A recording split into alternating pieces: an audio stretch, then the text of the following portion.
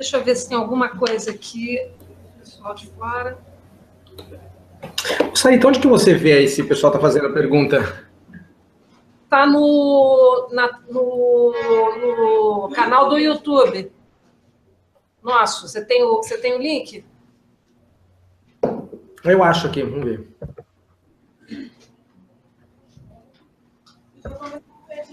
Não, mas eu acho que, olha, o que o pessoal falou, Ricardo Pimenta, ótima iniciativa do link, dos pesquisadores envolvidos, ciência cidadã, um tema que precisa ser cada vez mais discutido. Pedro Dias, transmissão ótima, hackegrafia, ótimo conceito, acompanhando de casa para perguntar. Arthur, Valéria Macedo, muito interessante o tema educação expandida. Miguel Vieira, ótima apresentação, Henrique. Charmila, pergunta, já aconteceu? O que é?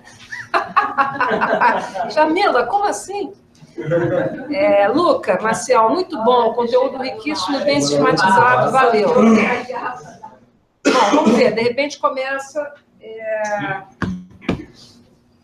Eu estava sugerindo, Anne, que está pesquisando, já pesquisou, está pesquisando mais, essa moça não para de pesquisar. Se ela quer, inclusive, porque esteve um ano com o Antônio no Media Lab, viu a coisa tal qual, e talvez a Anne queira começar comentando alguma coisa, tá certo? Pode ser. Então vamos lá. Eu sou tão faladeira que eu queria ver se está bem juntos. Também queria fazer um comentário. Tá.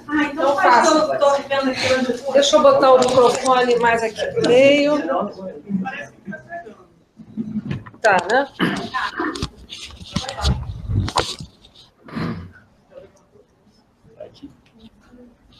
Oi, Henrique, tudo bem? Opa, tudo bem? Opa, tudo jóia? Bom, em primeiro lugar, queria te agradecer pela excelente apresentação aí da Ciência Cidadã, as experiências e os que você colocou aí foram bem legais, eu achei super bacana, assim, né, a forma como você colocou e na pesquisa também tenho trabalhado aí com algumas experiências, iniciativas aí de ciência cidadã, e aí é só uma colocação, na realidade, de confirmar mesmo o que vem acontecendo na maioria das experiências, né, que você fala da questão da abertura do acesso, né, aos dados, aos resultados, né, e realmente, assim, nas experiências que eu trabalhei investigando, que envolvem até a parte de gamificação, né, inclusive algumas são da área de classificação de fauna e flora, né, envolvendo plantas, tem um projeto Budburst, né, e também tem um portal chamado citizenscience.org, né, e algumas também daquele Galaxy Zoo que você citou, né, que foram bem interessantes, e que elas têm uma tendência mesmo de restringir o acesso, né, aos resultados produzidos por esses cientistas cidadãos, né. E aí, o que você acha dessa situação, né, e talvez, o que poderia talvez ser feito ali dentro, né, não sei se criar uma política ali dentro dos próprios participantes, ou então o que tipo de iniciativa poderia ser feita para melhorar essa questão do acesso, né? Porque realmente a maioria das que eu vejo há uma captura, né? Uma captura dessa produção de conhecimentos, né? Que se sucede aí, né? Por conta desses ambientes tecnológicos, né? Que você comentou da tecnologia digital também, né? Está sendo utilizada e eu vejo que há uma captura, né, por parte dessas iniciativas, na maioria delas, né, tem algumas que não, que disponibilizam alguns dados e tudo, mas essa teve uma, por exemplo, de classificação de mariposa, né, chama Happy Moths, né, que eles trabalharam também com a questão do crowdsourcing, como você falou, né, quer dizer, eles pegaram um portal do Amazon Truck, né, que é um portal de captura de pessoas para determinadas tarefas, e eles botaram lá, acho que 50 centavos de dólar, né? Mobilizaram essas pessoas para a classificação de mariposas, tentaram envolver um processo de qualificação desses resultados, né? Diminuindo as etapas, colocando etapas simplificadas, né? E esses resultados eles foram capturados, né? Eles foram publicados, inclusive, mas se você for entrar no portal, você não vai ver os resultados dessa iniciativa, né? Assim, você vai ver uma coisa muito geral e papers publicados, né? Estava até conversando com um colega aqui e ele estava falando disso de uma outra também, que aí depois ele pode até comentar, mas eu tenho visto muito essa questão da captura, né? Mas é isso, era mais um comentário e pedir a tua opinião sobre como poderia, de repente, melhorar esse tipo de questão aí, né? Que tipo de... Porque você falou também no empoderamento, né? Eu acho que o empoderamento é uma questão importante, mas que nas iniciativas que eu pesquisei eu vi pouco isso, né? Essa questão do empoderamento do cidadão, que é importantíssima, né? É isso. Agora eu gostaria de achar que o microfone está na frente. Ele está dando eco aqui. Eu acho que precisa... Vou botar de volta. Legal. Estou dando a microfonia. André, eu assim, não tenho muito a acrescentar. Eu concordo com você. Eu acho que também não dá para pensar... Eu também não pensaria assim numa regra ou num critério absoluto para ser aplicado a uma diversidade, né, dessas experiências. Porque eu acho que a questão do acesso ou transparência dos dados, ela sempre deve ser pensada de uma maneira contextual, né? Não como a transparência pura e simples como um absoluto, né? Mas sempre, porque assim, acho que há sempre que se pensar também sobre os efeitos, né? As formas de apropriação de um resultado que se torna acessível por uma radical transparência, né? Então, mas assim, eu acho que o importante é pensar, bom, quais são os acordos que estão sendo estabelecidos. O grande problema é que hoje é muito difícil saber todas as mediações envolvidas quando você está participando de um processo que é tecnicamente mediado. Então, pode parecer, né, que, de fato, você está tendo acesso a algumas coisas, quando, às vezes, o ouro, né, a informação mais importante, está, às vezes, nos metadados que não estarão disponíveis, né? Então, acho que tem realmente uma questão que não é só relativa à produção de conhecimento científico, mas todas, né, as nossas relações que são mediadas pelas tecnologias de informação digital, a gente acaba que está lidando com grandes caixas pretas, né? Então, a depender de quem tem controle sobre o funcionamento desse aparato, você tem maior condição de explorar isso de diversas formas, né? Então, por isso que acho que é interessante quando o debate hoje avança por uma ideia de soberania tecnológica, né, de autonomia tecnológica. Então, é pensar também essas questões da ciência cidadã, em que o controle do cidadão sobre os dados que são produzidos e também sobre a infraestrutura que é utilizada e tudo aí vai. Assim, né, fazendo um pouco um deslocamento, né, dessa questão, você falou da gamificação na ciência, é interessante observar como ela também hoje está sendo pensada para as políticas públicas.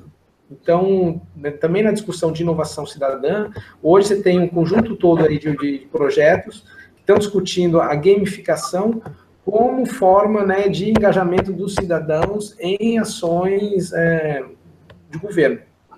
E aí volta aquela pergunta que eu tinha, né, também pensado, tá, mas vem cá, que tipo de engajamento que se propõe aí através dessa gamificação? De uma ação, enfim, o governo da China tem lá um super programa, né, de gamificação para o cidadão participar e tal. Outros também, né, então, enfim, mas eu acho que também, talvez um nó aí seja realmente tornar tangível, né, todas as mediações que estão implicadas no processo e quais são os efeitos dela, porque eu acho que o que é muito difícil hoje, basta a gente pensar, por exemplo, nos acordos que estão sendo firmados entre as universidades públicas brasileiras e Google e Microsoft também, para a oferta, né, dos serviços de nuvem deles. Quer dizer, a coisa é gratuita. Tá, mas vem cá, quanto custa o gratuito, na realidade? Quer dizer, o que está sendo gerado como riqueza desse tipo de informação e possível, né, possibilidade de análise desses metadados e tal. Porque é isso, acho que não está claro, é muito difícil, digamos, já que é muito difícil, e não dá para a gente contar que todo mundo vai entender todo o processo, né? Então acho que essa, enfim, é uma premissa. Quer dizer, como que a gente inscreve isso, então, no desenho do funcionamento desse aparelho, né? Eu acho que realmente não dá para contar, digamos, com a boa vontade e com o fato de que todas as pessoas que vão se engajar num processo desse, de pesquisa cidadã, vão estar totalmente capacitados para se apropriar em todos os níveis, né, dessa iniciativa. Então, bom, isso nos coloca uma questão anterior, que é, bom, como que a gente desenha, então, esse projeto, levando em conta essas diferentes condições de conhecimento, de apropriação dos resultados. Obrigada. Obrigado. Dá para ouvir? Tá, sim. Dá para ouvir? Bem baixinho. Tá melhor? Opa! Peraí. Não, mas está dando eco para você. Fica ruim aqui? Não, estou ouvindo bem. Nossa, tô na frente de tudo. Desculpa, gente. Não, Henrique, é só um comentário, assim, né? Porque a gente podia ficar o dia inteiro falando sobre isso. Mas aí, como a Sarita provocou, uma coisa que eu anotei aqui, quando você falou da ciência cívica, que vem do Public Lab, tem uma autora que chama Sheila Jasanoff, e ela fala de epistemologia cívica, e é um conceito, até o Antônio de vez em quando cita também. Ela fala de produção de conhecimento para outras políticas. Então, quando eu também li alguma coisa sobre epistemologia cívica, eu tive o mesmo que você, mas é porque eu acho que no Public Lab, se eu não me engano, é uma organização norte-americana, e eles têm muito essa coisa o cívico é um adjetivo para eles importante, né?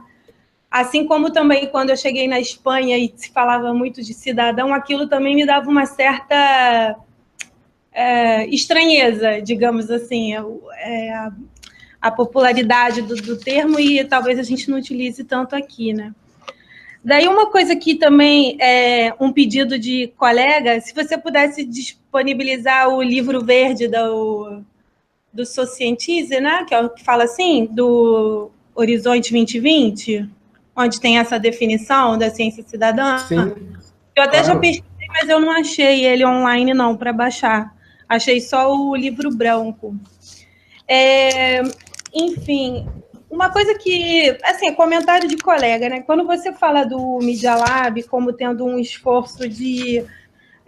você colocou em termos de reprodutibilidade, usou essa palavra, e também como um espaço de sistematização e replicação, assim, a minha experiência lá não me apontou isso. Reprodutibilidade, como eu estudei Bradley e eu estava lá na química, né?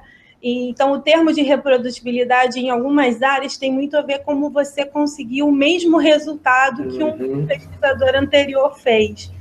E eu acho que ali no Media Lab, nesse rol de experiências que a gente está pesquisando, não é chegar ao mesmo resultado, exatamente. Então, reprodutibilidade, eu evitaria usar essa palavra. O próprio Antônio usa replicação, mas ele usa replicação não de resultados, replicação de comunidades. Então, tem um texto dele que eu não me lembro agora qual, mas eu posso localizar, que ele fala que um laboratório é bem-sucedido quando ele replica comunidades. Então, não é replicar resultado no sentido de que cada comunidade está com um comum em jogo, né, e com um contexto diferente. E também essas subjetividades que estão formando a comunidade de aprendizagem vão trazer outras questões, né? Então, não seria uma reprodutibilidade da ciência aberta, digamos, das ciências hard, né? Seria, talvez o Antônio use esse termo de replicação de comunidades. Ana, perfeito, muito bom. E aí eu acho... tudo. E aí eu acho que o Media Lab, ele está, sim, tentando investir nessa questão da sistematização das experiências. Eu acho que várias organizações dessas que você mostrou estão tentando, mas ainda não se chegou também não sei se é para se chegar, mas ainda não se chegou num protótipo, eu acho. Eu acho que tem uma estética aí também, que é uma estética que vem da produção cultural, que eles conseguem dar saídas, né, muito, muito bonitas, tem um apelo visual muito importante, assim, mas aquele trabalho, digamos assim, lá do meu caderno de laboratório, ainda se esvai um pouco, né? Então, a gente acaba tendo um encanto pela versão compilada, mas às vezes a gente não tem acesso ao código, né? A parte mais dura da coisa. Então, eu acho que você está indo para lá num momento super rico, porque agora está tendo uma iniciativa que acho que chama Distrito Experimenta, então que vários bairros estão fomentando essas comunidades de aprendizagem e eles estão fazendo mapeamentos colaborativos, coletivos, e estão fazendo uma série de outros eventos, né? Então, assim, acho que você está indo num momento que você vai ver a coisa numa ebulição, assim, tremenda, sabe? E, em parte, eu acho que isso é um bom resultado do trabalho do Media Lab, né? Que, assim, foi pioneiro em mudar a sua perspectiva muito da arte digital, de uma coisa até mais hype, digamos assim, sei lá, talvez 5 ou 6, 7 anos atrás, e pegar essa perspectiva de laboratório cidadão. E aí, a outra coisa que eu anotei se você também teria exemplos na América Latina de projetos de ciência cidadã, que os que você apresentou hoje são mais do Brasil, porque era a pergunta do Antônio, que ele fez para mim também, de laboratórios cidadãos, porque eu acho que aqui tem uma vertente interessante, até aquela conversa sobre o próximo número da revista, fazer essa relação com ciência cidadã e desenvolvimento. Eu acho que na América Latina, essa história das sementes abertas, né, traz aí isso que você estava comentando de uma autora do dossiê, né, de juntar efetivamente a produção de conhecimento com a geração de política, né, não fica só no campo do conhecimento. Então, não sei se você tem, assim, ideias de projetos na América Latina, que eu acho que tem essa... Foi o Miguel que me chamou a atenção para isso, que tem essa, digamos, essa linha andina, assim, que pode ser que tenha um foco mais forte na política, sabe? Menos na estética, talvez, assim. E eu acho que é isso, assim. E o Esperto em Experiência que você citou, que Antônio usa muito, vem do Calon, do Michel Calon. Ele faz uma diferenciação entre especialistas profissionais, que são os cientistas institucionalizados, e os espertos, que são os especialistas em experiência, que são as pessoas que vivem as situações e que têm o conhecimento delas, mas que geralmente é conhecimento íntimo, não conhecimento codificado. Então, essa é a diferença. É um texto chamado Research in the Wild. Não sei, queria a ajuda do colega sobre laboratórios na América Latina, se você tem alguma dica. Tá. Olha, super obrigado pelos comentários aí. Eu anotei tudo. Depois eu queria essa referência direitinha também da... o microfone ficou na frente, hein?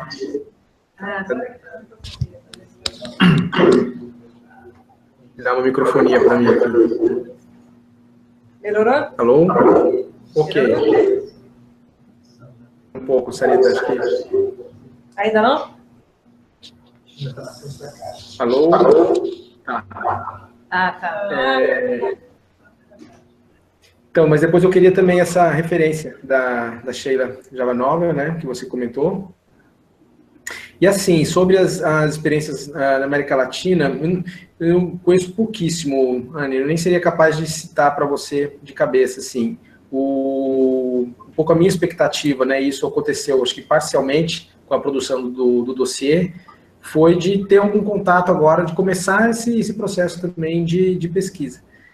Um pouco, assim, do que eu vi, e aí foi, sobretudo, a partir de uma primeira conversa com o Juan, que esteve aí no nosso seminário, não é? E aí eu fiquei pensando, a partir dos casos que ele apresentou, e de outras experiências também aqui, né, que a gente tem no Brasil, que talvez, eu acho que, assim, essa hipótese que você levantou, assim, a relação com a dimensão da política, eu acho que ela talvez seja uma hipótese forte, né, legal para a gente investigar. Porque a relação nossa, né, não só Brasil, mas América Latina, com a dimensão institucional da política, a gente tem um cenário que é, assim, de uma tradição de experiências muito recentes de estados autoritários. Claro, nesses países da Europa também, quer dizer, o franquismo também acabou, né, tardiamente, né, na Espanha. Mas, enfim, a consolidação das experiências democráticas, né, e com toda a sua precariedade, fragilidade e ausência, né, do que teria sido uma experiência minimamente estabelecida do estado de bem-estar social, quer dizer, nunca foi implementada na sua universalidade no América Latina. Então, assim, a gente tem situações, acho que de uma forma de conflito social que é muito, muito diferente, um nível de conflituosidade muito radical. Então, as experiências que o Juan, por exemplo, apresentou, de pensar a constituição de laboratórios, né, a partir da reconstituição, né, daquilo que foi um mundo despedaçado, né, da experiência da guerrilha, eu acho que o cenário nosso é esse, né? Então, um pouco do que a gente tem, talvez, de experiências surgidas aí nas periferias também, a gente está falando de cenários que são muito, com um altíssimo grau de violência de Estado, né, de fragilidade institucional e tal. Então, talvez, assim, essa urgência, ela empurra, né, um pouco uma hipótese. Realmente eu não tenho um repertório, né, grande dessas iniciativas, alguma coisa para a gente ainda fazer. Mas do pouco que a gente viu, acho que passa por isso, né. Aqui no caso brasileiro, pensar um pouco essas experiências que eu mostrei, né, mas a gente poderia incluir aí, você falou a questão das sementes, puxa, os movimentos sociais, eles são um espaço fundamental aí hoje de realização, de produção também de pesquisa, né, numa perspectiva contra-hegemônica. Então, todo o movimento dos atingidos por barragem, o movimento, né, contra a luta dos agrotóxicos, movimentos de permacultura e por aí vai, eu acho que talvez sejam experiências para a gente olhar e que tem aí uma capilaridade que é toda a América Latina, né? Alguém quer falar? Miguel. Miguel fez a pesquisa sobre o Flock Society. Né? Pode falar sim? Tá escutando? Escutando, Miguel. Tudo bem? Beleza. Então, na verdade, só para complementar o que a Anne falou, a experiência da Flock não é exatamente um laboratório nesse sentido mais estrito do termo, né? Mas é exatamente a proposta de uma ciência cidadã que propõe políticas públicas para o governo. Enfim, as políticas vão ser implementadas ou não, dependendo de uma série de correlações de forças que existem dentro do governo, como existiam no governo brasileiro, existiam hoje também, já bem homogêneo o governo brasileiro, mas, né, as políticas que foram criadas lá foram bancos de semente aberta, possibilidade de criação de máquinas agrícolas abertas, o uso de projetos abertos, né, para poder ser feito isso internacional, né, e poderia ser aplicado lá, e umas outras experiências e que também colaboraram muito na criação do Código Orgânico da Sociedade do Conhecimento, que virou Código Engenhos e foi terminado lá, e agora existe também no próprio Código Engenho uma disputa política envolvida nisso, que estava até vendo isso antes de vir para cá, e o código está sendo elogiado pelo Departamento de Estado norte-americano, né, na questão da propriedade intelectual lá. Então, quer dizer, uma coisa que provavelmente se cedeu vários pontos ali para poder entrar na política norte-americana, mas eles colaboraram também com a criação desse código, que criava o sistema de ciência, né, nacional, e também criava uma nova forma de propriedade intelectual lá, inclusive com propriedades coletivas e com outras formas de lidar com propriedade intelectual mesmo. E um banco de ideias, abertos que você poderia utilizar, né, sem propriedade, sem estar preso às propriedades intelectuais tradicionais. Mas eu vou complementar isso no Equador. Na Bolívia eu não estudei, não sei como é que é, acho que são experiências mais interessantes da América Latina termos de participação popular, que eu acho que tem muito a ver com a ideia da ciência cidadã. Bom, quer falar? Então, Wesley, que você conhece bem, para quem está de fora, o Wesley está fazendo um trabalho sobre visualização de dados e ciência cidadã, se eu posso reduzir tão a isso, palavra-chave. Henrique, é mais um comentário, assim, de algo que eu sinto, eu sou bastante recente na ciência cidadã e eu sinto mais, eu já milito há bastante tempo na área do software livre, dados abertos, e quando o pessoal começou a trabalhar, principalmente no Brasil, o conceito de software livre, alguns anos depois houve um impacto muito grande dentro do governo brasileiro, principalmente com a época que o Sérgio Amadeu estava lá e tudo, e começou a se criar uma plataforma de governo, fortalecendo a utilização do software livre, começou a se pensar numa série de legislações que garantiam o uso do software livre no governo, eu favoreci o uso do software livre. Quando isso começou a acontecer, tem um monte de pequenos, de gente que trabalhava com o desenvolvimento do software, que começou a caracterizar o seu software como software livre, porque isso trazia uma série de benefícios. A mesma coisa acontece com dados abertos. Quando todo mundo começa a falar nisso, e o governo começa a incentivar, e uma série de organizações começam a promover a utilização do uso de dados abertos, falando que isso é bom para a sociedade, tem um monte de gente que quer se apropriar desse conceito para trazer para os seus próprios produtos e falar assim, ó, isso aqui são dados abertos. Para tentar dar o tom social que esses movimentos no início eles traziam, começou a se pensar lá, alguns vão falar de manifesto, outros vão chamar de conjuntos de leis que regem o que é o software livre e o que são dados abertos, e começou a se restringir, olha, dado aberto é isso. Tem o URL persistente, são conjuntos de dados da menor probabilidade possível, o software livre é isso e tal. E eu sinto um pouco de falta disso para a ciência cidadã. E aí pode ser por falta de conhecimento meu mesmo, e aí é que eu trago essa questão para você. Eu acho que ela é um conceito muito amplo e é difícil você falar o que é ciência cidadã, dando uma definição de ciência cidadã, mas eu acho que existem mecanismos do contrário, você falar o que não é ciência cidadã. Porque eu acho que eu comentei até isso com você, eu participei de um workshop agora da biodiversidade, que era voltado para a ciência cidadã, e teve vários projetos que eu fiquei assim, cara, não sei se isso é bem a razão de ser da ciência cidadã. Tudo bem, pode estar, é o cidadão participando, mas não sei se é a razão de ser. E um dos projetos foi bastante curioso, que era relacionado à incidência de golfinhos e baleias no litoral do Rio de Janeiro e tal. E aí eu fiz a pergunta assim, mas como que esses dados voltam para a sociedade? Como é que eles chegam de volta à sociedade? Ela falou assim, não, depois que eu coleto tudo, que eu recebo tudo isso, eu escrevo um paper. E assim, ela estava num workshop de ciência cidadã, né? Eu também não estou fazendo nenhuma crítica. Eu acho que, de repente, eu queria ouvir você falando um pouquinho disso. Falta isso, a gente pensar isso, falta a gente pensar sobre tentar, agora, apropriação no sentido da gente se apropriar desse conceito de ciência cidadã para garantir que aquilo que é aberto continue, permaneça aberto e seja o mais aberto possível, que é um pouco do que se tentou fazer com software livre e se tentou fazer também com o conceito de dados abertos, né? Alguma coisa nesse sentido. Espera aí que a Bia vai complementar a pergunta do Ed. Bia Martins. Está fazendo uma pesquisa sobre hackerspace? Não, para o pessoal que está... Não, então, eu estava pensando em fazer exatamente um comentário assim, nessa linha, né?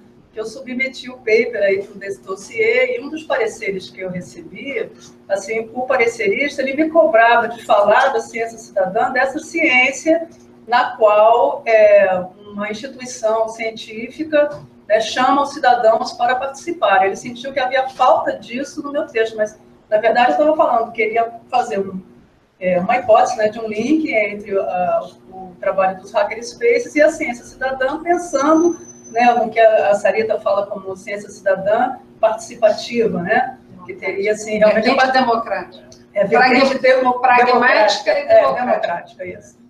né, que teria assim, a participação do cidadão desde assim, da construção da própria questão da pesquisa e no desdobramento dessa pesquisa. Né? E você falou, então, da ideia, né, da ciência civil e da ciência comunitária. Então, assim, eu sinto que a gente precisa, talvez, refletir mais sobre isso e construir mais assim, essa parte teórica mesmo, né? Porque a ciência cidadã está englobando tanta coisa que já não está mais falando, já não está sendo mais, sei lá, assim, descritiva assim, de alguma coisa, sei lá, definindo alguma coisa, né? Porque é muito diferente uma ciência cidadã que se faz no laboratório cidadão, por exemplo, ou aquilo que eu estou buscando, ver se identifico no Hackerspace, dessa ciência tipo crowdsourcing, né?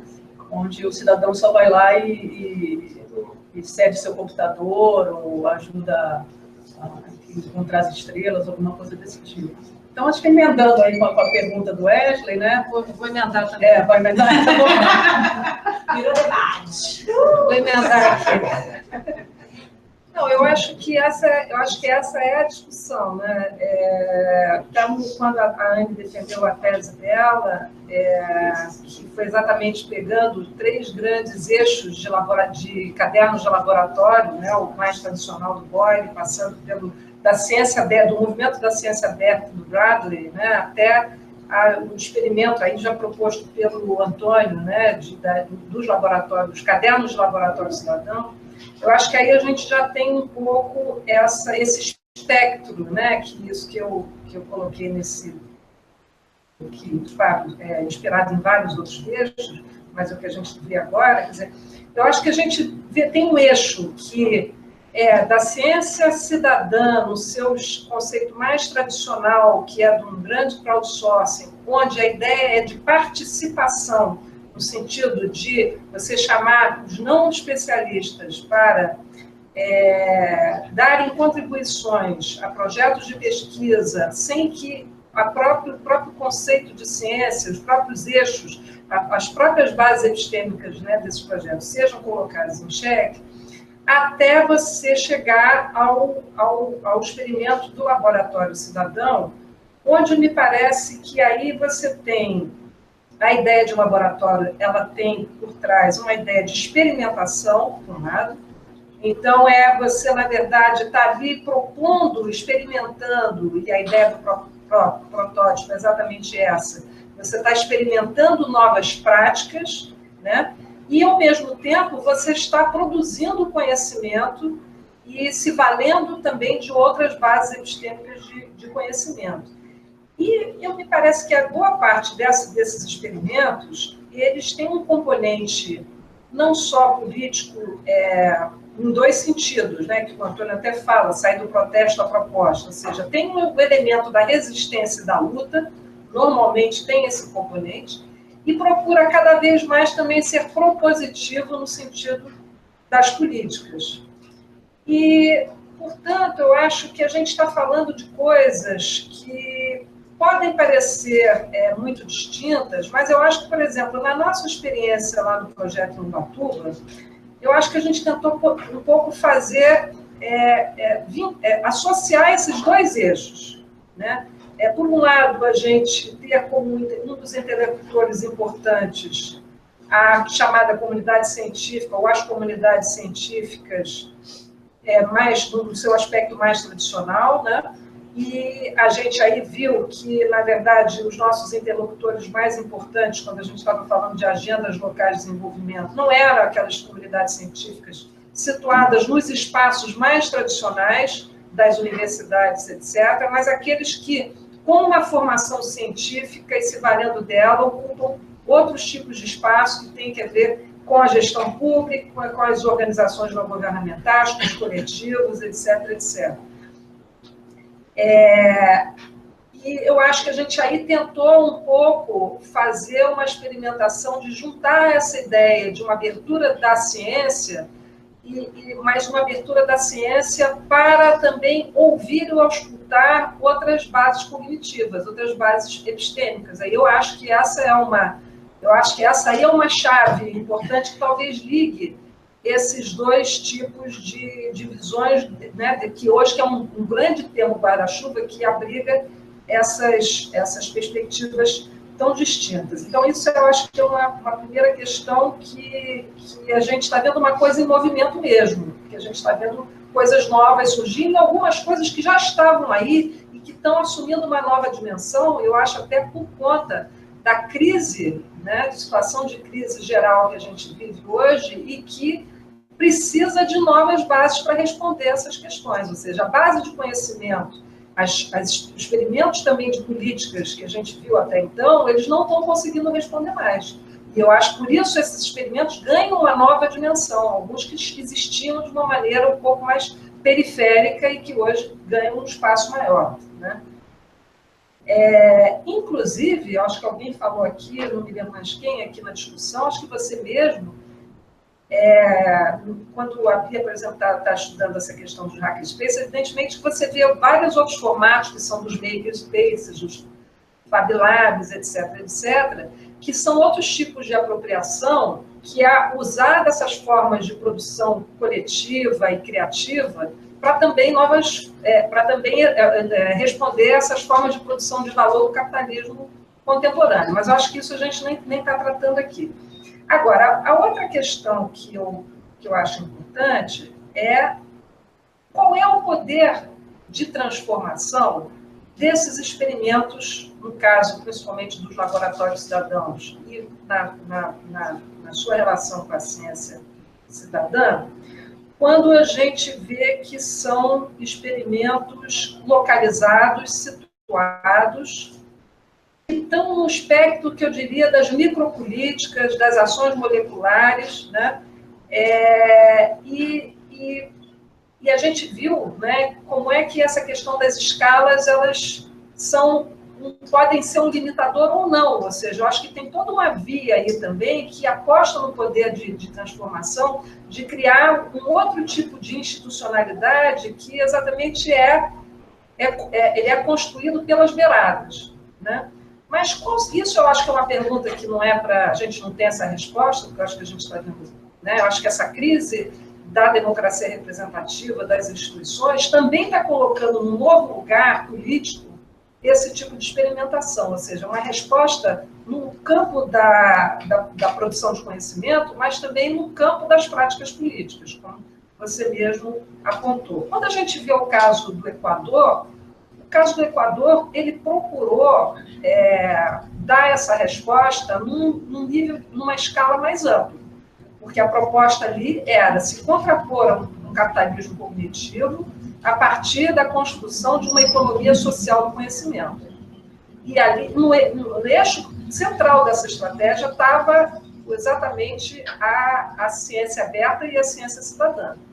Evidentemente, como o Miguel falou, encontrando várias barreiras, porque você tem, né, um Estado e um governo onde você tem várias forças políticas, ideológicas ali presentes, né, e uma grande dificuldade de, nesse plano macro, ter realmente uma repercussão, um impacto importante no sentido dessa macrotransformação que estava sendo proposta.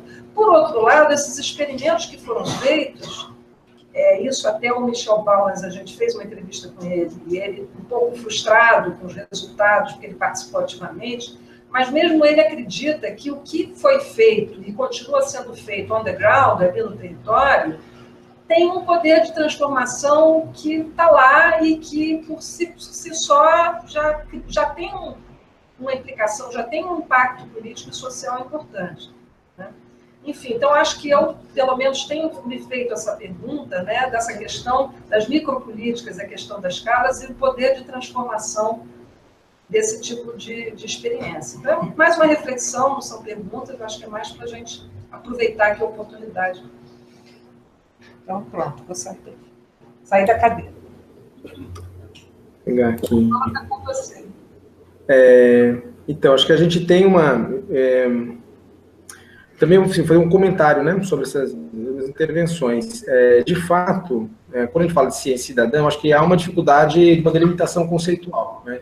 E se a gente tem um conceito que ele não é capaz de dar conta, enfim, né, do real, quer dizer, a gente tem um problema conceitual aí, né? E eu acho que ciência cidadã, ela junta dois problemas. Um que é a gente definir o que é ciência, e o outro, né, ao falar de cidadania, o que é cidadania.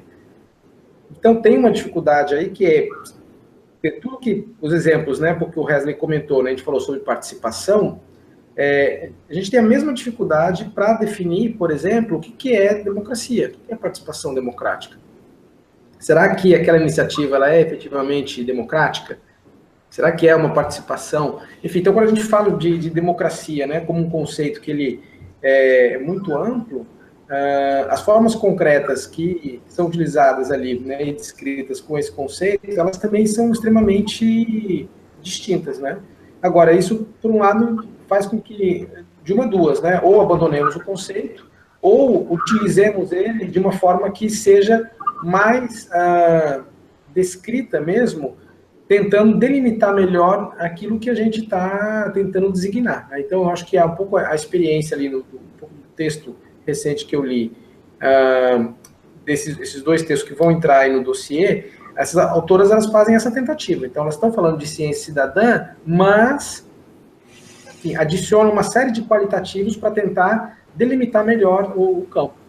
Mas, assim, eu não tenho muito apego, assim, digamos, ao conceito, pensava que deveríamos utilizá-lo como uma ferramenta, né, de delimitação para elaboração de políticas públicas e tal. Eu não sei se isso é um caminho profícuo, né? Eu preferiria, talvez, a gente pensar exatamente, descrever quais são as práticas que a gente quer fomentar, né? E aí, de fato, descrevê-las, né? Então, a gente pode chamar de ciência aberta, ciência cidadã, mas a gente tem que dizer o que a gente está entendendo por isso, né? Se a gente for pensar em termos de uma ação de fomento de uma política pública, né? Então, como o Wesley falou lá, né? Então, melhor, o que eles estão chamando de dados abertos e colocando uma série de requisitos, quer dizer, então você está, de fato, delimitando melhor o seu entendimento do que é aberto.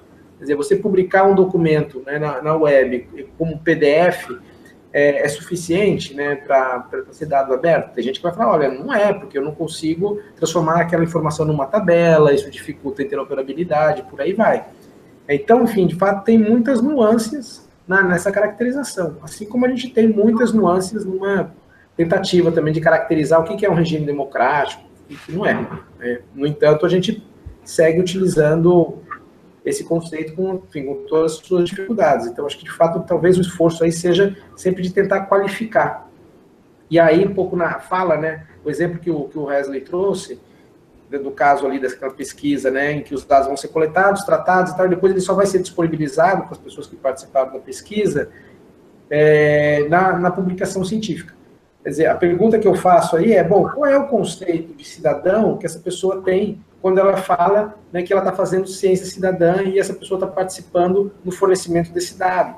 Porque talvez para ela faça todo sentido chamar de ciência cidadã, porque a pessoa está partindo de uma ideia de cidadão que é totalmente coincidente com uma ideia de um cidadão consumidor, por exemplo.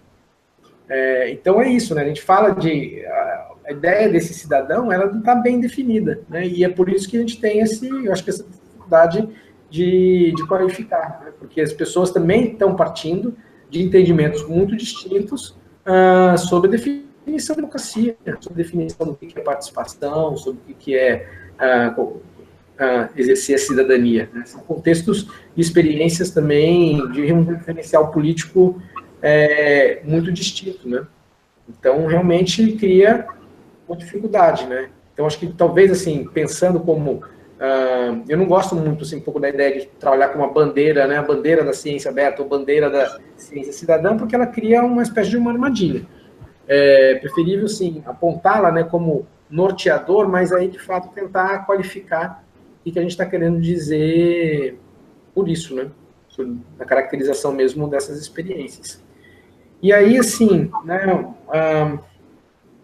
eu acho que essa relação, né, que a Sarita aponta, né, eu acho que, de fato, a gente talvez faça já alguns anos, né, talvez algumas décadas, que entramos num processo mesmo de recomposição, reconfiguração do social, quer dizer, as relações entre as instituições, que antes elas eram bastante delimitadas, hoje a gente, né, pensa um pouco como que essas fronteiras entre universidade, comunidade, governo, como que elas modificaram radicalmente, e de como que as instituições, nos seus espaços de representação política, entraram também em um processo de esgotamento profundo, né? Então, acho que não é coincidência de que essas iniciativas, essas reflexões em torno dessas novas formas de produção de conhecimento, elas estão sendo também feitas preocupadas com uma discussão no campo da reconfiguração do político. Agora, a questão que vai nos ocupar certamente para os próximos anos, e isso não sei se vai ser 5, 10, né, ou mais tempo, quais são as novas formas da política que, enfim, estão se constituindo. Então, de fato, a gente ainda está tateando, né, muito nessa direção. E, de fato, talvez seja esse momento em que a gente vai tentar repertoriar esse conjunto aí de experiências que estão acontecendo, né? Porque, ao mesmo tempo, quando a gente pensa aquilo que nós tínhamos, né, ou conhecíamos como possibilidade de fazer essa passagem do que é um nível mais proximal, digamos, uma micropolítica para, né, uma ação de ordem macropolítica, a gente concebeu essa passagem a partir de uma certa arquitetura institucional que, né, nos últimos anos, ela mostra o seu fracasso. Quer dizer, ela mostra que, poxa, não funciona. Essa passagem, essa mudança de escala, ela tem problemas. Então, talvez a gente tenha, e aí eu acho que no caso brasileiro e latino-americano, né, em que essa crise institucional, dada a fragilidade, né, que a gente tem como as estruturas, né, de suporte à vida, eu acho que isso faz com que essa crise ela tenha efeitos muito mais rápidos e muito mais perversos também. O que, por um lado, nos obriga a ter que atuar nesses dois níveis, eu diria até numa mesopolítica, né, um nível que está no meio também, conectando a micropolítica e essa macropolítica, enfim, que é indissociável, né? Quer dizer, não dá, eu acho que é muito difícil a gente poder se concentrar numa experiência de ordem micropolítica. A gente teve essa discussão interessante recentemente também com o Antônio, né, sobre pensar, né, o campo de como que as experiências dos laboratórios e tal, elas estão, de fato, muito focadas, às vezes, né, numa situação, numa experiência que é de ordem mais micropolítica, né, e como que ele pensava, enfim, né, na nossa discussão, assim, essa passagem, essa relação com a macropolítica. De certa maneira, algumas dessas pessoas que estão trabalhando com essa temática, elas falam, olha, isso é um não problema. Não me interessa pensar essa dimensão da macropolítica, porque, de fato, isso é um negócio, assim, é uma passagem, é um salto muito grande que a gente ainda não tem condição de responder. Então, ao invés de tentar dialogar com essa dimensão macro para fazer o desenho daquela ação micro, a opção parece ter sido feita de, olha, vamos nos concentrar numa escala de ação que a gente consegue sentir que a gente tem efetividade, a gente consegue sentir que a gente tem efeitos. E apostar que, enfim, na criação de condições que vão dar mais sustentabilidade e duração no tempo para essa ação que ocorre no nível micro, a partir de um ganho de consistência e da sua articulação com outras experiências, que também estão numa escala micro, talvez, pouco a pouco, isso vá gerando efeitos imprevistos, né, sobre uma dimensão macropolítica, né. Eu não sei, eu também confesso que essa para mim, é uma questão assim, que me tira o sono, e ultimamente cada vez mais, assim, porque acho que nós aqui a gente tem sentido, né, uma urgência muito grande, porque a velocidade de um desmanche do instituído é muito rápido. Então, parece que a gente tem que dar conta de uma agenda simultaneamente, né, ao mesmo tempo que cuidar daquilo que está ao nosso alcance em termos de experimentação e criação de novas práticas, mas que, ao mesmo tempo, ela tem que conseguir estar dialogando, né, fazendo esse salto. Do contrário, parece que elas não vão ter sobrevida, né? Enfim, eu acho que essa é uma questão fundamental. Mas me parece assim, né? Acho que essa é a questão que vai nos acompanhar, talvez, para os próximos anos. Qual foi a questão? Qual foi a forma que foi encontrada, digamos, no Brasil, né? A partir de todas as lutas que eram parciais, localizadas, né? Fragmentadas, né? Durante os anos 70 e os anos 80, né? Então, você tem, digamos, num certo nível, você tem articulação de grandes sindicatos. No outro nível, você tem articulação de criação de partido político para fazer essa passagem, né, digamos, das questões mais localizadas para uma dimensão macro-institucional. Agora é a hora da gente começar a inventar outra forma de fazer essa tradução também, né? Ou reinventar por essas que estão aí ainda funcionando. Agora, me parece que também aí não se abre mão, e eu me lembro de estar numa reunião lá de um dos projetos do Buenos Aires, onde o Antônio estava, e houve essa discussão, tá, mas esse tipo de experimento de laboratório cidadão, ou essa relação com outros tipos de conhecimento, a gente pode continuar chamando de ciência, né?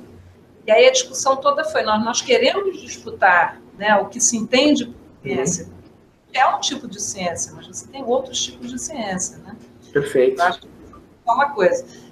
E a outra questão é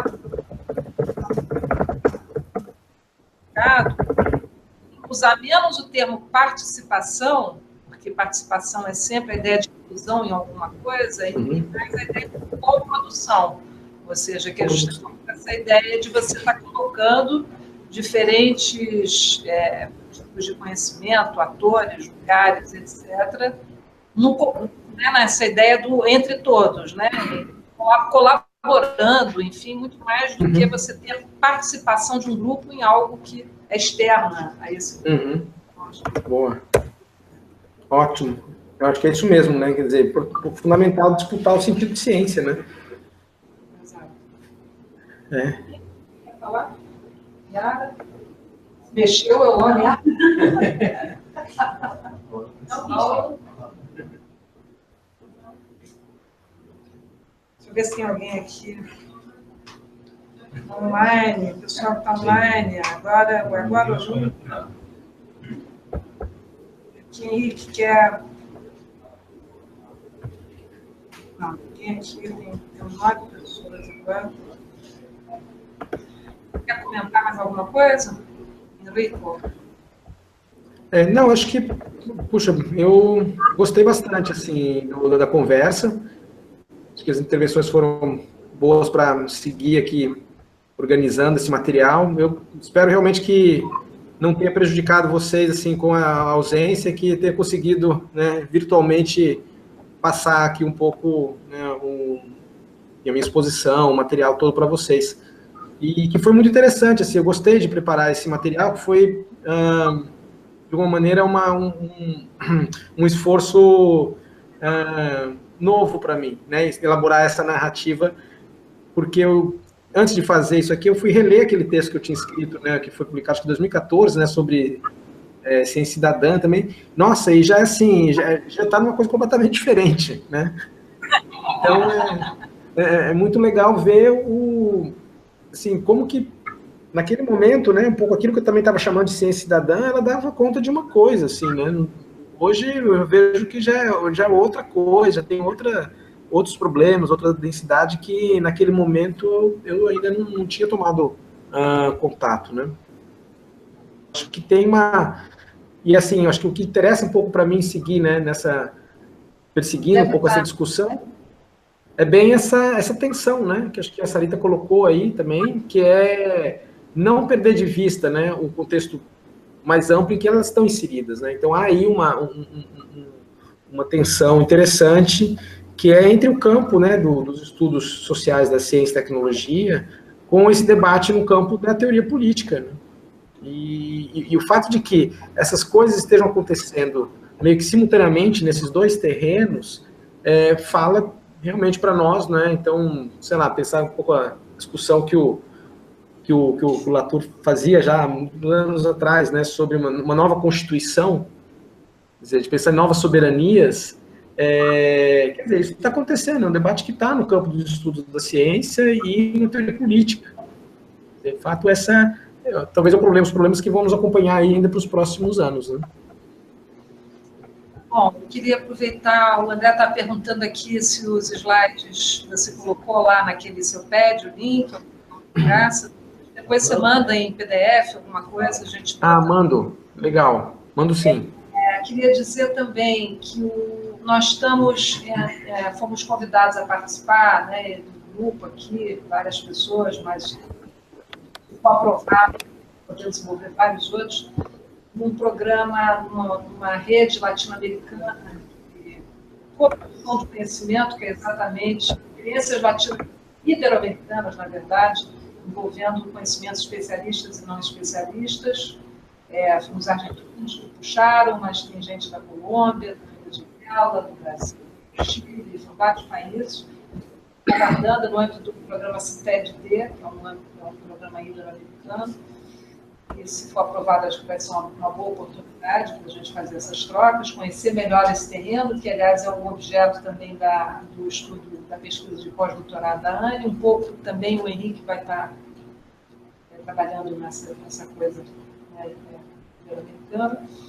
O outro aviso é que o Saião, que vai conduzir a discussão da semana que vem sobre dados científicos abertos, ele mandou, agora esse fim de semana, várias referências, e a gente vai colocar lá na página do curso, lá na parte relativa à sessão do dia 15, hoje mesmo a gente já vai colocar.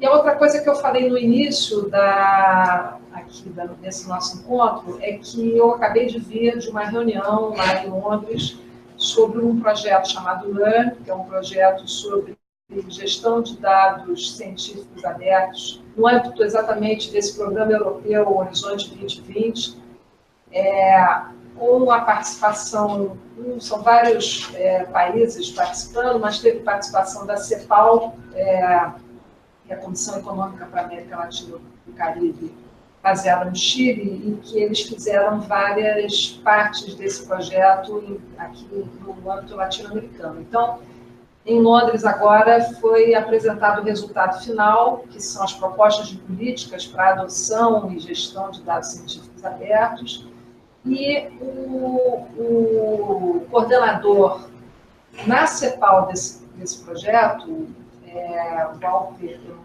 lembro sobre o nome dele, ele não é chileno, ele está vindo aqui fazer uma apresentação, e aí a gente vai fazer mais que uma apresentação do projeto, dos resultados, da metodologia, a gente vai também fazer um debate, a gente vai propor um debate, fazer uma discussão, no dia 26 de maio, às 9h30 da manhã, deve ir até 12h30, alguma coisa assim, aqui no auditório Ministro Álvaro Alberto, aqui no nosso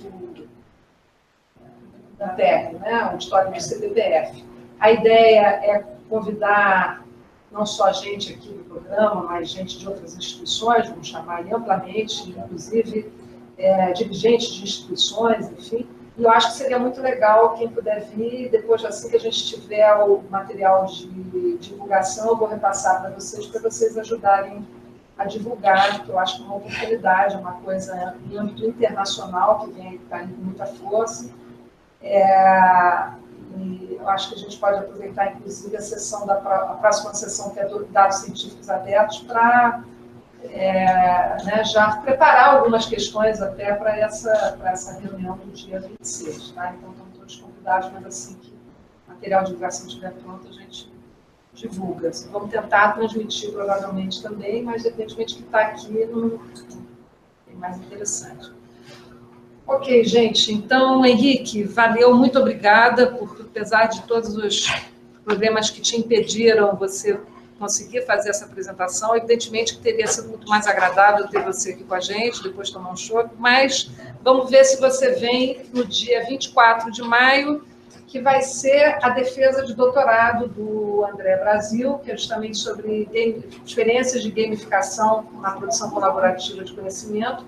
E um dos conjuntos de experiências que o André pesquisou, achou, nem foi induzido, ele encontrou, eu falei, ai, que bom! Foi na área da ciência cidadã, o uso da gamificação na ciência cidadã. Então, a defesa vai ser aqui no dia 24 pela manhã, ali na nossa sala de reuniões. Então, valeu, Henrique. A gente tem uma enorme agenda, mas depois a gente fala inbox. Ok, obrigado, gente. Valeu, Sarita. Valeu, gente. Até a próxima. Tchau.